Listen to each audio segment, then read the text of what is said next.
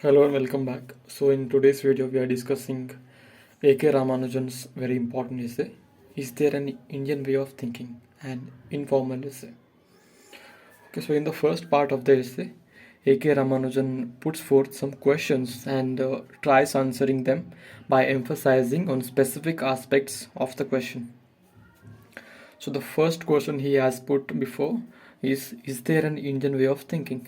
And the emphasis on in the first question is on is. So he's asking there is or there is not an Indian way of thinking. Okay, so there he says there was an Indian way of thinking, but it does not exist anymore. He's saying that earlier there was an Indian way of thinking, but it is not in the practice anymore. Then he says the Indian way of thinking can be located in the upper caste Brahmanical section of the society, in the Vedas and other religious texts, or when one goes to the Pandits. So he says that the Indian way of thinking can be located in upper caste people, the Brahmins and the Pandits, and it can be found in the Vedas and religious texts of Indian origin. However, since our thinking is still largely shaped as per the Vedas, it would not be completely wrong to say that there is still an Indian way of thinking that exists. So, as Ramanujan has said, the Indian way of thinking can be found in the Vedas and in the religious texts. And he later says that it would not be wrong to say that we even today still think like the Vedas only. So, the statement that Indians thinks like Vedas and they still think like Veda. So it would not be wrong to say that there is an Indian way of thinking that exists even today. Okay, so later he moves on to the second question. Is there an Indian way of thinking? And in this question, the emphasis is on an. So he is asking, is there only one Indian way of thinking, or are there many Indian ways of thinking? He says, uh, there has always been the existence of great tradition and little tradition. So he says in India there is always been great tradition and little tradition. The great tradition which is followed by a lot of people, which is followed by the majority of the people, and little traditions are the local traditions which are not followed by a large number of people. But there are a diverse number of traditions which are followed all over the country. In India, we celebrate these. I'm sorry. In India, we celebrate these diversities and highlight these differences. Therefore, a single Indian way of thinking does not exist.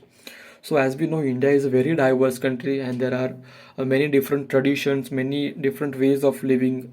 The culture changes from place to place, and therefore, we cannot say that there is only one Indian way of thinking. There are rather many Indian ways of thinking. So in the third question, Ramanujan is asking, is there an Indian way of thinking? So is he asking, is there a specifically Indian way of thinking? Is there something called Indian way of thinking? So he's asking if there is an Indian, okay, Indian way of thinking. So the emphasis is on the word Indian.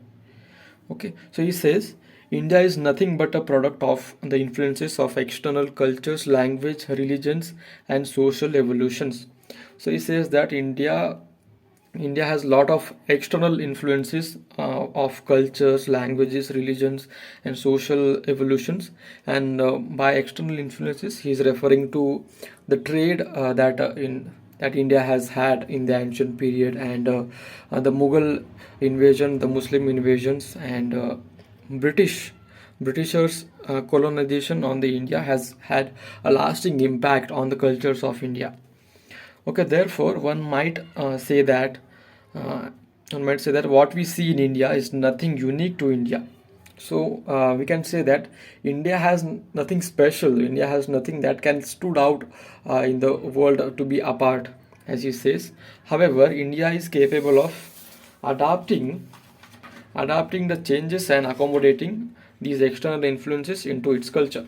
But he praises Indian culture of being very inclusive, and he says that India has the ability to change its culture and accommodate these external influences and make them their own.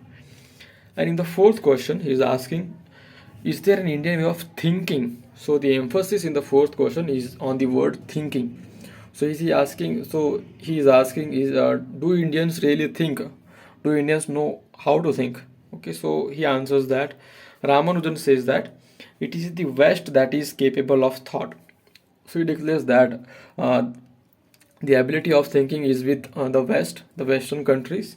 The West is projected as materialistic and rational, and it is the West who is materialistic, who is rational, who applies his mind to who applies his mind to everything, who is scientific, who has a scientific temperament.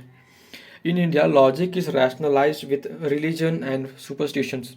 In India, we do not see the application of logic in our everyday activities. Rather, we focus on superstitions and religious practices. We go on doing things which do not have any scientific explanations. In India, actions are projected, not the thoughts behind those actions. So, as said earlier, Indians do a number of things and they do not know what is the thought behind doing all these things. There might be some reason, but we are not so curious to know what exactly is is the reason behind doing this practice or behind doing this ritual. So he says that Indians are known to doing a lot of things without knowing their reason, without questioning why they are doing it. Okay, thus, in the first part of the essay, Ramanujan states how India is perceived differently at different stages by different people and from different perspectives. So, in the first part of the essay, Ramanujan, by asking these four questions, he is saying that India cannot be understood from a single point of view. Everybody in India has a different perspective of looking at India, of understanding India, and of making conclusions about India.